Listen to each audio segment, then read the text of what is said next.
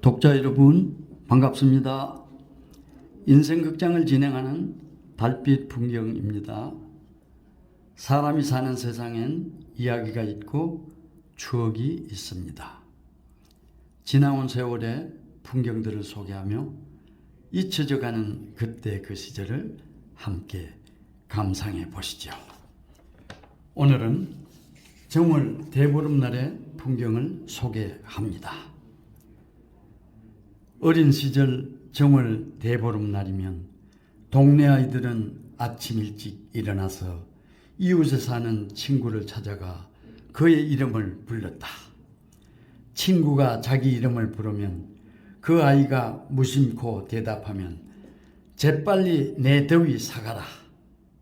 이렇게 하면 대답한 사람은 친구의 더위를 산 셈이 된다. 그런데 약삭빠른 친구는 그것을 알고 부르는 친구보다 먼저 내 더위 사가라 외치면 더위를 팔려던 아이가 오히려 더위를 사기도 했었다.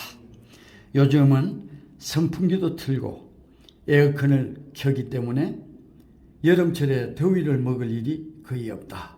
하지만 문명이나 의술이 발달하지 못한 6, 70년대는 여름철의 복병은 더위다. 비단 더위 먹는 것에 그치지 않고 다른 병을 유발할 수도 있으므로 그것을 예방하기 위한 주술적인 방법이 아니었던가 생각한다. 더위는 동물이라고 예외는 아니었다. 따라서 가축들도 더위를 피하려는 방법으로 목에다 웬 새끼를 만든 목걸이를 걸어주는가 하면 동쪽으로 뻗은 복숭아 나뭇가지를 둥글게 하여 목에 걸어주었다. 웬 새끼는 악귀나 재앙을 쫓고 복숭아 나뭇가지는 양기가 가장 왕성한 것이기 때문에 음귀를 쫓는 효과가 있다고 믿었던 것 같다. 복조리 사세요, 복조리요 하는 목소리가 골목 어귀마다 구성지게 울려 퍼졌다.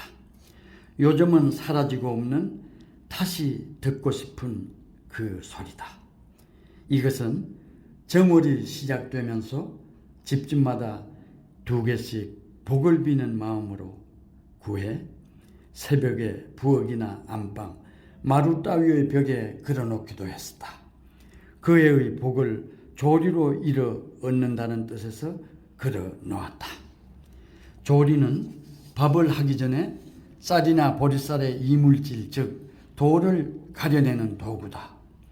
가는 대올이나 쌀이 따위로 걸어서 조그마한 삼태기 모양으로 만드는데 복조리는 조리대로 만들었다. 요즘은 논이나 밭에서 컴바인 등으로 타작하기 때문에 쌀이나 보리쌀에 이물질이나 돌이 들어갈 수 없지만 예전에는 집으로 옮겨서 마당에서 타작했기 때문에 또 정미 기술도 지금처럼 발달하지 못했기 때문이다. 설명절에 강정을 만들었다가 대부분은 먹지만 콩으로 만든 강정은 보름까지 보관했다. 검은 콩이나 서리태는 깨물어서 먹어야 한다. 부름 깨기다. 예전에는 먹는 것도 다소 부실했는데 피부병이나 부스럼, 종기와 같은 것이 몸에 들어 나타났다. 그런데 부름을 깨면 이런 일이 일어나지 않는다고 해서 그렇게 한 것 같다. 요즘 세대들은 부름 깨기를 모르는 것 같다. 정월 대보름날 아침 식사를 하기 전에 귀가 밝아지라고 마시는 술이 있다. 귀발기 술이다.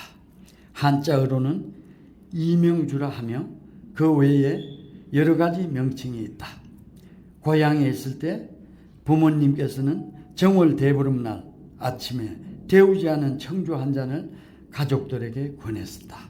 이때 당신들은 귀 밝아라, 눈 밝아라 하는 덕담을 하셨던 기억이 지금까지 새록새록하다.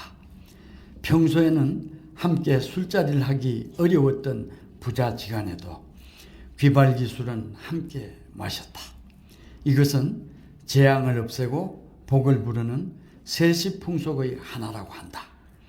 귀발 기술은 데우지 않고 차게 마신다는 점에서 보통 때 마시는 청주와 차이가 있는데 벽사 또는 벽사수의 의미를 강조하기 위한 것이라고 했다.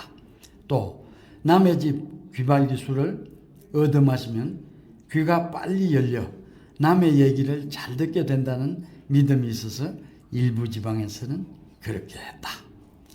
달집 태우기는 정월 대보름날의 행사로서 달맞이 행사와 밀접한 관계가 있는 것 같다. 동네 청년들이 풍물을 치며 각 가정에 지신밟기를 해주고 나서 큰 생소나무를 잘라 당산에 옮겨놓고 지게를 지고 각 가정을 돌면서 짚을 구한 후에 크다랗게 달집을 지었다. 그리고 대보름달이 떠오기를 기다렸다가 불을 질렀다. 그 이유는 풍년이 들기를 빌고 나쁜 일이 생기는 것을 막기 위한 것이라고 하는데 달집이 골고루 잘 타오르면 풍년이 들고 그렇지 않거나 타는 도중에 불이 꺼지면 흉년이 든다고도 했으며 달집이 다 타서 넘어질 때 그 방향과 모습으로 그의 풍흉을 점치기도 했었다고 한다. 혹자는 달이 너무 밝으면 인간의 비리 등이 명백히 드러나기 때문에 일부러 그름을 끼게 하여 의도적으로 약간 어둡게 했다는 설도 있다.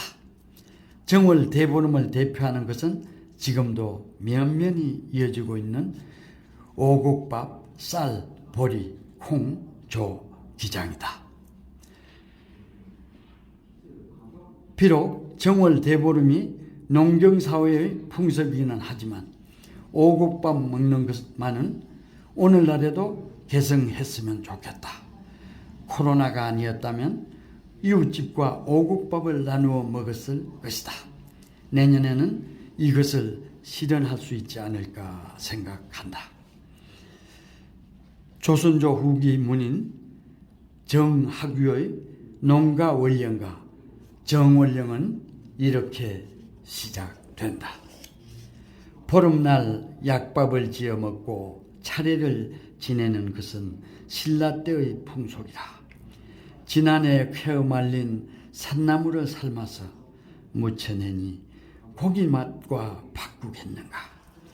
귀 밝으라고 마시는 약술이며 부스럼 사그라 먹는 생방이다. 더위 팔기와 달맞이 횃불 켜기는 옛날부터 전해오는 풍속이요 아이들 놀이로다. 네, 지금까지 함께해 주셔서 감사합니다. 다음에 들려드릴 이야기는 바람에 날리는 연애 풍경을 감상하시겠습니다. 구독, 좋아요는 독자 여러분들의 따뜻한 마음입니다. 대단히 감사합니다.